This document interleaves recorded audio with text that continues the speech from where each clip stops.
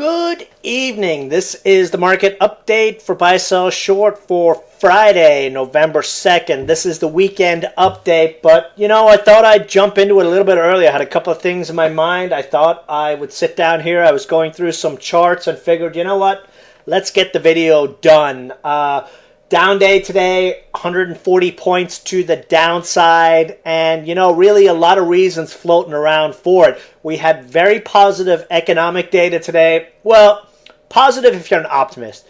If you are a Republican ahead of the election, it was the end of the world. Hopefully that nonsense will change after Tuesday, when we'll find 30% of the population ecstatic.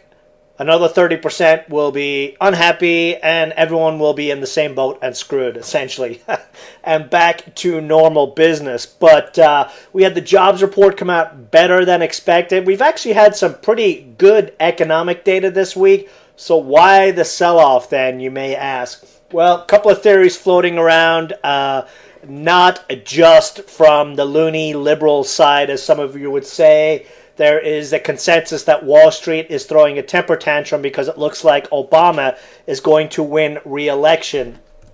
And why they would do that, who knows? Here's a 4-year chart. We're only up, 90% on the last 4 years while he's been president. So, more of the same, just typical temper tantrums. But, that's the story going around. You'll probably hear people saying the market sell-off was because people expect Romney to win, and that would be bad because that would mean the Fed would be gone. All the liquidity that the market has been living on for the last 4 years would go bye-bye, and that is a possible reason for a sell-off. There was an interesting stat we posted in the chat room today, going back over the last 100 years, 90% correlation that when the market is up in the 2 months prior to a presidential election, the incumbent wins. The outlier, of course, was Bush. The market was down in 2004, but technically, when you think about it, the Supreme Court actually handed him the victory. So, you can mince and match the words there, but that is the stat. And in order for that stat to come to fruition for Obama, we must hold the 13K level. As you can see, back in September, we were right here 2 months ago. So we need to hold here. The candle we have on the daily chart is a bearish engulfing. Does not bode well for next week. It was actually quite a bit of selling on stocks like Apple, which broke through its 200-day moving average. Although, side note on Apple is approaching it's about, $16 from a 20% correction from its highs seen a few weeks ago. So just something to keep in mind there. Back to the 15-minute chart, though. Pretty rare occurrence today as well in the 15-minute chart. We had a golden cross on the Dow 15-minute chart. And as you know, golden crosses on the 15-minute chart give an average gain of 150 points within the next day to 2 days. And we actually ended up selling off quite steeply on that cross, down down, where was it when we were at the cross? We crossed, we're down 100 plus points from the cross, which is pretty rare. We are deeply oversold, needless to say. RSI, stochastics, deeply oversold, and we're back within the channel. And it's hard to be bullish that the market, with the market selling off on the good economic data we had today. And if we look at the daily chart, as I said, also deeply oversold. But, a sell-off into the election is not unheard of. And there was some jokes going around that Romney was shorting the market so that we could actually break down below here, and it might help his chances. I've heard crazier things. I mean, he's going after Democratic votes in Pennsylvania. So anything is possible right now with this election.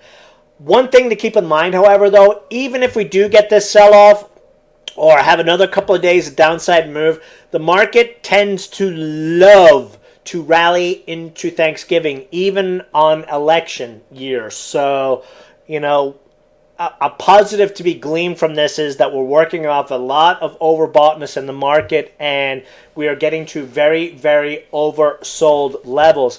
If you look at the Russell also had a very bearish setup today as well, a bullish or bearish engulfing candle, again, right above its 200-day moving average. And as we alluded to in the last couple of videos, this is really going to be the line in the sand that we need to watch closely. Our metric to see what could potentially happen is how Apple acts on Monday and Tuesday on its breach of its 200-day moving average. I believe this is the first time Apple has broken down below its 200-day moving average. Actually, since November of last year. It did it very, very briefly in November, and then what did it do? Ran up 90%. So let's see if history repeats itself on Apple. If we're bulls, we want it to repeat. Bullish percent indicator. This is something I brought up about 3-4 weeks ago for us to keep an eye on when the market started to look like it was topping out. Since then, it has slowly gone down, but we are at oversold levels. And the last couple of times that we've seen stochastics oversold at this level was right at the May lows, right before we started this June rally, this very nice summer rally that we've had. Same thing for RSI. So, we've got a positive to glean from there. Now, the big negative right now, commodities got beat over the head again today. Gold, oil down big, and a lot of reasons floating around about it. Big reason right here.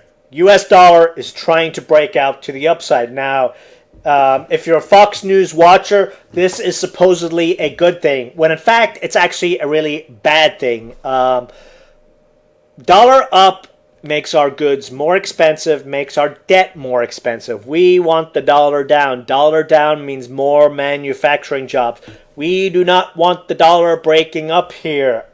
So this is a large reason we saw the sell-off in commodities today, and given that the market was down 100 points, it could have some merit, because a lot of these hedge funds and mutual funds and whatnot and large traders hedge their bets. They are highly margined, and when commodities get hit, they have to sell stuff to raise cash. So that might have been a large part of what we saw today in the market. It could reverse course just as easily on Monday.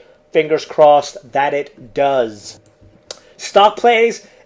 Actually, given the crappiness of the market this week, it was a fantastic week. We had monsters left and right. But let's jump into what's setting up for next week. ANTH released the news that we were expecting about their poster presentation at the conference in 2 weeks' time. Today we had some very nice follow-through, and it's almost following that trajectory we saw on the chart back in mid-September. Even the candle looks the same. If we follow this setup, it says that ANTH will gap and run again Monday morning. RSI up through 50, positive MACD cross, which is what we were waiting for, and stochastics up through 50. So looks good for a continuation move into that conference in 2 weeks' time.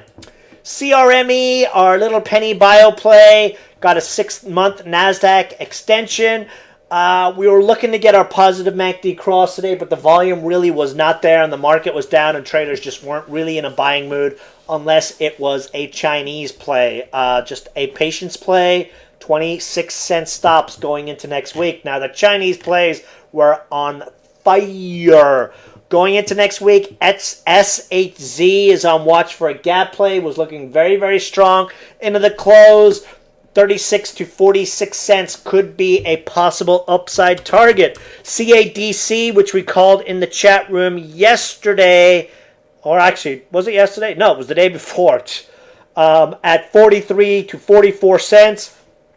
Hit $1 today for my math's probably off, 140% gainer. Kaboom. Now, on the same note, what drove all these up was a ridiculous move in HGSH. Now, HGSH falls into our shorting candidate watch setup. Wow, that's a mouthful. Not a whole lot of shorts out there to grab. Shorts were limited, but pays to learn this setup. This is a high win percentage setup. When I do short, I like high win percentage setups, and this is a potential one. What this setup is essentially is 3 up days, two big up days. Day 3, open into the close, you look to short. 1, 2 big up days, red candle today. I'd be highly surprised if we do not see this stock south of $1.75 on Monday/Tuesday, and I wouldn't be surprised to see this one all the way back down under $1 within the next couple of weeks, unless there is some sort of news out there that no one knows about. But if you had this hidden right here and showed me this chart, I would tell you I don't play OTC/pink sheet stocks, because that is exactly what this looks like. Let's see if it follows that path straight down into the basement. So keep an eye on this one next couple of days. Great learning lesson. You don't have to be in the position to learn from the action in said position. So that's it for the video. Early video this week. I don't think there's any real news that's going to come out this weekend, so I figured I'd jump in while I had some thoughts in mind. But, we're in a holding pattern until the election's over. We've got our webinar tomorrow. Make sure to check that email about the webinar. Trading Iffy Markets seems perfect timing for that right now. It's only going to be about 20 to 30 minutes or so. Some trading tips, especially if you are new to the market, definitely check it out. As for the overall markets, we've got some issues to work through Monday and Tuesday with the election. Staying light into the election is not such a bad thing, and just trading the momentum that's out there. We've had some fantastic winners this week. Great momentum in the China plays. And in some of the other small cap tech plays. So, we don't have to be heavily invested overnight in order to benefit from the momentum we're seeing in a lot of stocks. So that's it for the video. If you've got any questions, shoot me an email, feedback@buysellshort.com, and I will see you guys in the chat room on Monday. Actually, no, I'll see you guys tomorrow in the webinar. So have a great Friday night and a great weekend. Talk to you later. Bye.